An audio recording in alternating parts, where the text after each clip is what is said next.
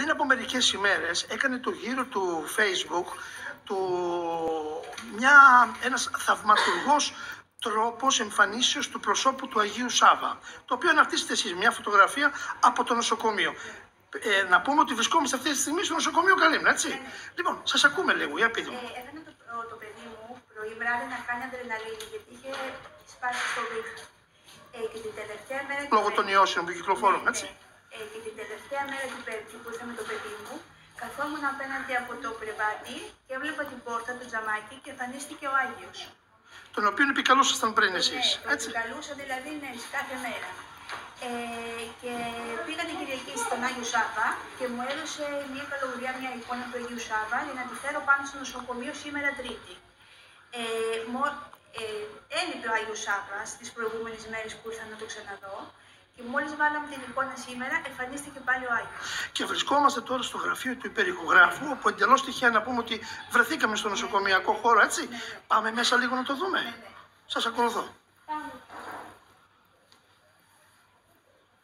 Λοιπόν, εδώ βρισκόμαστε, όπως μας λέει η κυρία Βροβή, και η αλήθεια είναι, δείτε εδώ τώρα το τζάμι, ένα πρόσωπο του Αγίου Σάββα δηλαδή, που φαίνεται πλέον ολοκάθαρο, Και η έτσι. εικονίτσα που φέραμε σήμερα. Και η εικόνα από εδώ. Δηλαδή, συγγνώμη, για πείτε μου λίγο. Πριν από λίγο μου είπατε ότι όταν φύγατε εσείς... Εγώ έφυγα την Πέμπτη βράδυ από εδώ. Ναι. Είχα την Παρασκευή για να φέρω πάλι το παιδί για επανεξέταση στον παιδίατρο. Ωραία. Την Παρασκευή που πήγαμε μέσα για να φιλήσω το τζάμι, Ναι. γιατί εκείνη τη μέρα δεν το πίστευα δηλαδή εκείνη τη μέρα και δεν το φίλησα. Μου ήρθε, ξέρεις, ένιωσα κάπως περίεργα. Ναι. Και την Παρασκευή που ήρθα να το φιλήσω, δεν υπήρχε ο Άγιος. Και με τον απάτη στον Αγίου Σάββα να φέρετε τη μικρή εικόνα που βρίσκεται από πάνω σας ακριβώς. Ναι. Σήμερα έφερα την εικόνα που μου δώσαν οι καλογριές, που πήγα την Κυριακή, Ναι. εμφανίστηκε πάλι ο Άγιος Σάββας. Λοιπόν.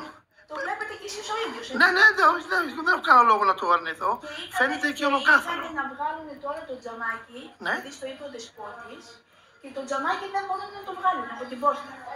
Δεν μπορούμε να το βγάλουμε. Λοιπόν, σας ευχαριστούμε πάρα πολύ. Σας ευχαριστώ. Απλά να καταγράψουμε και εμείς ακόμα μία φορά, Ναι. εδώ δείτε, με ένα θαυμαστό τρόπο, Καταρχήν αλλάζει και το χρώμα μας το βγάζει. το πρόσωπο Αλλάζει μόνο το χρώμα. που παραπέμπει σίγουρα στον Άγιο Σάββα. Και το χρώμα. Δείτε εδώ, με τον φακό Αλλάζει το χρώμα της πόρτας. του κινητού. Δείτε το. Είναι πλέον ολοφάνερο.